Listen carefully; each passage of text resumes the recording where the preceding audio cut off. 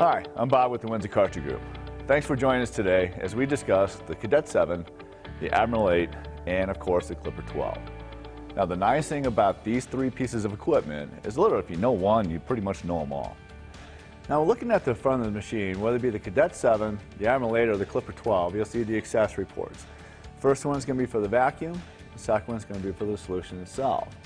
Now I'd also like to point out, when it comes to the vac shoe itself, it's important to make sure you're choosing a unit where the vac shoe and the brush operate independently.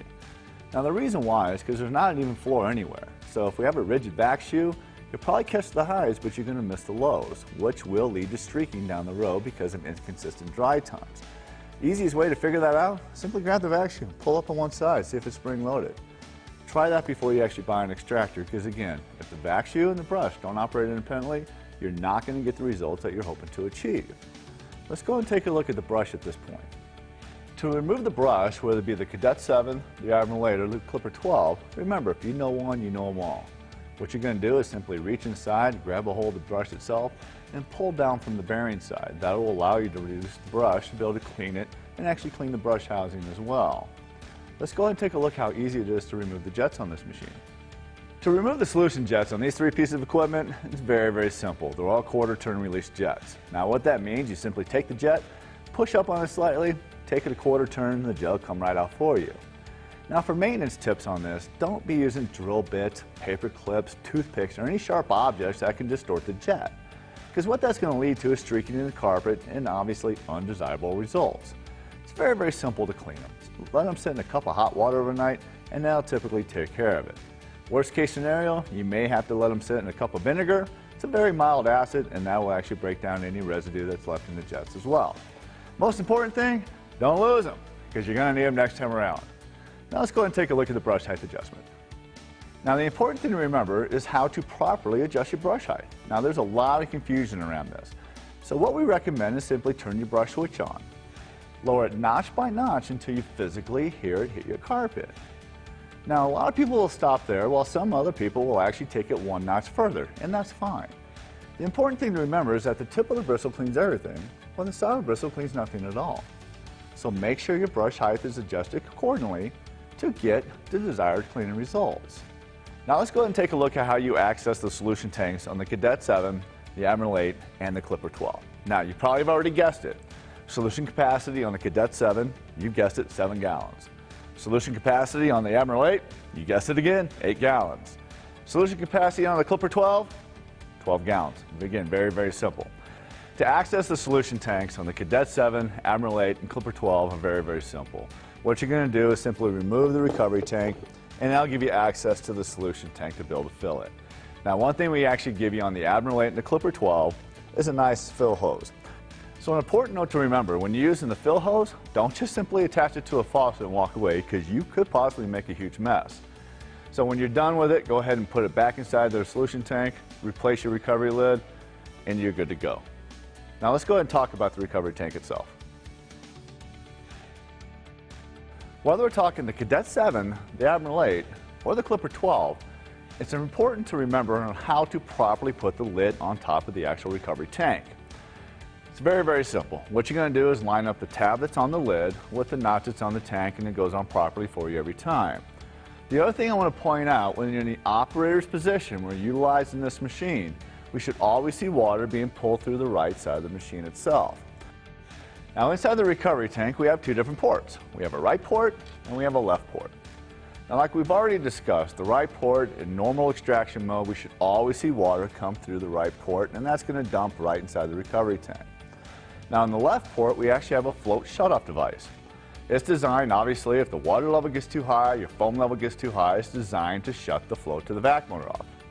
Thus, if we ever see water come through that left port, shut your vac motor down, clear any obstructions that might be happening, and go ahead and resume operation.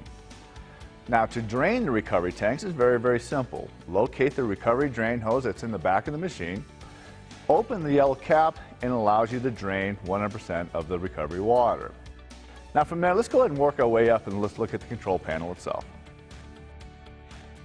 Starting with the control panel on the Cadet 7, you'll see we have a few different things going on back here. Obviously we have a brush, solution and vacuum on and off switch with the breakers as well. But we also have a momentary switch on the solution, so that way if I just push the trigger up, it'll spray the solution. As soon as I let go, the solution stops, which is also a nice thing in case I get interrupted.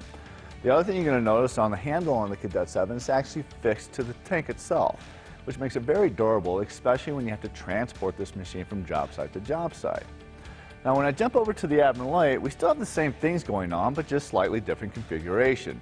We still have the breakers, we have the brush, solution, and vacuum on-off switches here, but we also have the momentary switch on here as well. So basically what that means is if I hit one of the three yellow triggers, the solution will spray. If I let go of the trigger, again, the solution will stop in case I get interrupted. Now, the handle is slightly different as well. In the Admiral 8, we can actually adjust the handle to accommodate different operator heights. Now, if I take you over to the Clipper 12, it's the same deal as the Admiral 8, meaning we have the breakers here, we have the on-off switches for the brush, vacuum, and solution, and again, momentary as well, so you know if I hit one of the three triggers, the solution will spray. If I let go of them, the solution stops. Now, one of the nice features of the Clipper 12 is the fact I can take the handle and flip it to the other side. Now, the reason why that's so nice, if I'm doing long corridors or large areas, I can flip the handle and now I can actually walk forwards versus walking backwards the whole time. Now, one thing we would all agree, if I'm walking forwards, it's definitely a lot safer, and I typically achieve better cleaning results. But speaking of cleaning results, I can give you all the cool stuff in the world, but if you don't know how to properly use them, you're not going to get the results you're looking for. So let's go ahead and take a look at the process and procedures behind carpet extraction. So just like we talked about before, I can give you all the cool toys in the world, but if you don't have the right process and procedure to back that up, you're probably not going to get the desired cleaning results. So we recommend a 4-step process when it comes to cleaning commercial carpets. First thing we need to do is actually use a good upright vacuum, as brush vegetation down below. It's important to remember that 79 to 80% of all the soil that's in our carpet is actually dry soil and needs to be removed by a dry method, so always start by vacuuming thoroughly.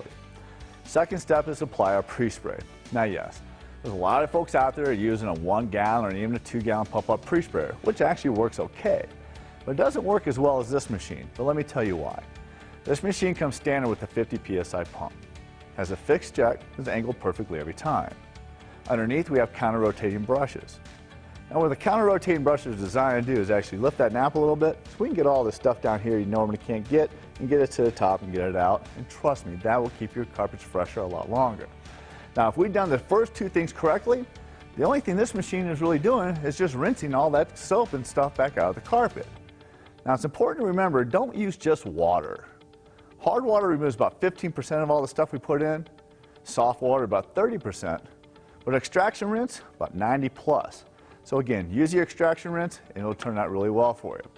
The last thing we're going to do is actually dry the carpet. The quicker we can dry it, it eliminates mold, mildew, and things of that nature, also streaking and by the way, spots from coming back. We can actually take with the wicking effect out of the equation just by using a blower. So until next time, when you think of the Windsor Karcher Group, think of Bob.